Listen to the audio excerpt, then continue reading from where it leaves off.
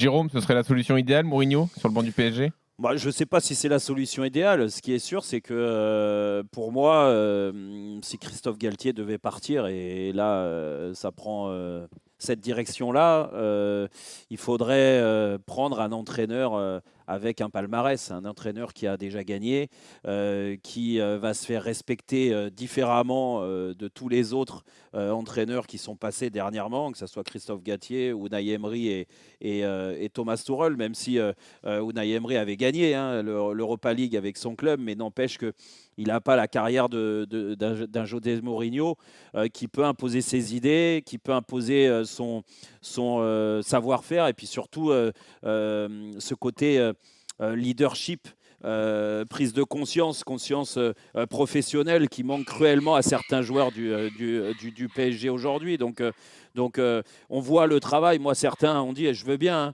oui, mais il est cramé, les dernières années de José Mourinho ne sont pas bonnes. Franchement, moi, je regarde l'AS Roma, tu regardes juste les résultats de l'AS Roma. Alors, la façon de jouer, elle est comme elle est. José Mourinho n'est pas forcément un adepte, entre guillemets, du beau jeu. Il a envie de gagner, et il gagne avec les armes de son groupe. Et aujourd'hui, quand tu regardes l'AS Roma, ils sont 3e au classement, alors que il n'a pas le meilleur effectif de Serie A. Donc bien placé pour se qualifier directement en Ligue des Champions. Ils sont encore qualifiés en Europa League, et ils ont perdu 1-0 le match aller contre Feyenoord. On peut penser qu'avec l'expérience d'avoir gagné l'année dernière à la Conference League, et ce n'est que la Conference League, mais il a gagné. Donc pour moi, tout ça fait que, plus l'histoire d'amour entre Paris et José Mourinho, c'est pas la première fois qu'on parle de José Mourinho. Je pense que là, toutes les planètes sont bien alignées pour que ça se fasse. Et pour rebondir sur les infos de Fabrice, moi aussi, je me suis un peu renseigné. Et c'est vrai que le nom de José Mourinho, il n'y a pas que dans la bouche de Luis Campos qu'il est.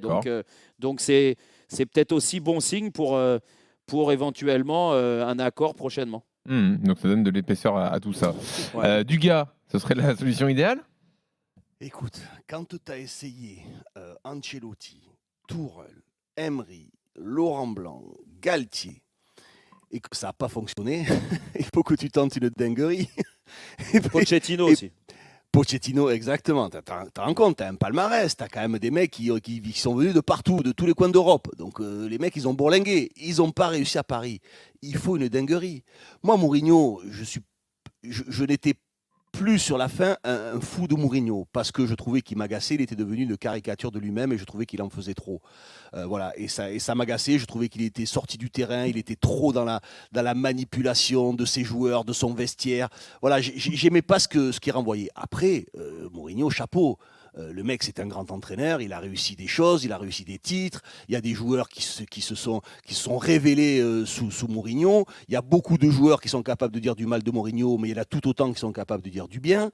Donc voilà, après, ce vestiaire, il faut se poser la question, et si c'était le choix de la direction, je me dirais peut-être qu'ils ont enfin compris. Tu sais, c'est un peu comme l'image, le mec qui arrive en prison. Si tu arrives en prison, les mecs, tu sais ils ont envie de te mettre un peu à l'amende.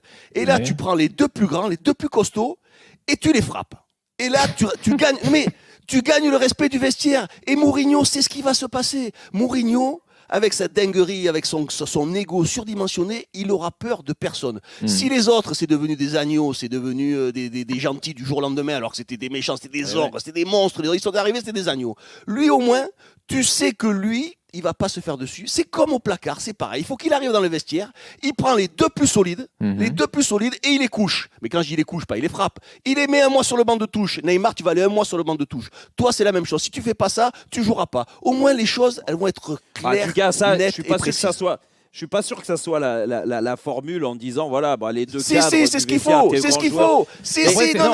Alors, mais sans appel à la Attends, violence, c'est un truc qui se fait souvent dans les entreprises.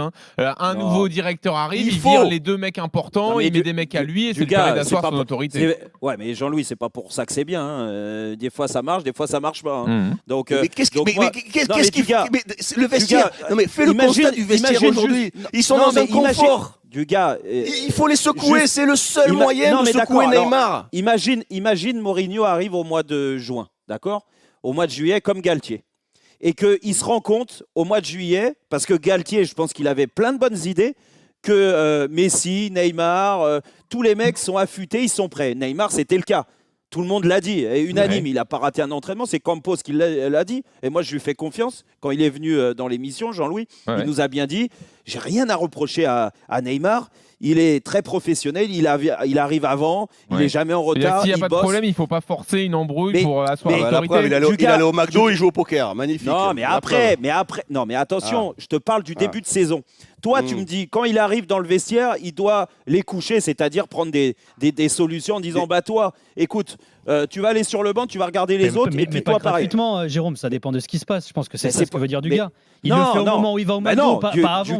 Dugas, c'est pas ce qu'il dit. Mais oui, mais c'est pas ce que tu dis, Ce Dugas. qu'il veut dire, c'est qu'il arrive que au PSG, s'il y en a un qui franchit la ligne. Non, mais c'est ce qu'il a fait partout, hein. Alors avec plus ou moins de réussite. Hein. Il l'a fait dès son premier gros club où il était. Mais on voit que ça marche plus, les gars. Ça. Mais si tu couches Neymar et Verratti. Tu couches Neymar et Verratti. Les deux, tu les as pendant un mois à Merano. Mais Dugas, avant de les coucher, ces mecs-là, peut-être que José Mourinho, plus que les autres, aura avec Campos des bonnes idées en disant ils ont tous essayé. Arrête, ils ont tous essayé la calinothérapie. Ils ont tous essayé. Tu sais même pas ce que je vais dire. Tu sais même pas ce que je vais dire. Arrête de me couper. Je te dis juste que au bout d'un moment, peut-être que Mourinho avec Campos, dans la construction de l'effectif, avec le recul et l'expérience qu'il a, il dira au début, avant d'entraîner ces mecs-là, lui, je n'en veux pas. Quoi qu'il se passe, je n'en veux pas, vous me le transférez. Lui, je n'en veux pas et je veux un tel et un tel. Ce que n'ont jamais fait les entraîneurs du Paris Saint-Germain depuis Laurent Blanc. C'est la vérité. Si c'est ça, il n'y a pas de sujet, si les mecs ils sont pas là. Mais si les mecs veulent rester, parce que Neymar, il partira jamais, je te le dis, il partira jamais. Donc il restera. Si tu as Neymar, ça reste un bon joueur de football. Neymar, il est toujours blessé, il est à côté de la plaque. Si Neymar est tout seul, c'est pas grave.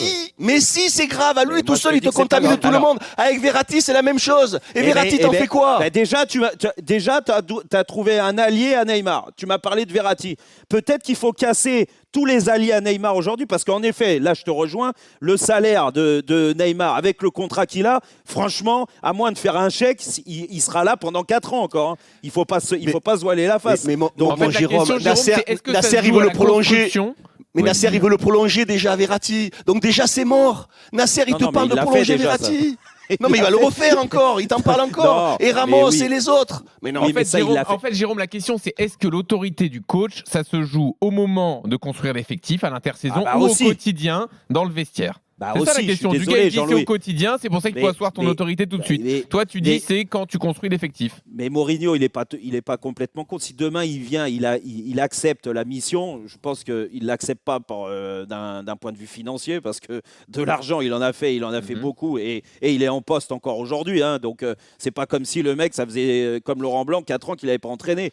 Donc, il est prêt à faire, je pense, quelques concessions, mais par contre, il faut aussi. Mais Jérôme, tous les effectifs, Mourinho, quand il a signé dans un club, il les a acceptés. Ça ne l'a pas empêché ensuite de faire ce qu'il avait à faire dans le vestiaire. Et à chaque fois, il a fonctionné de la même manière.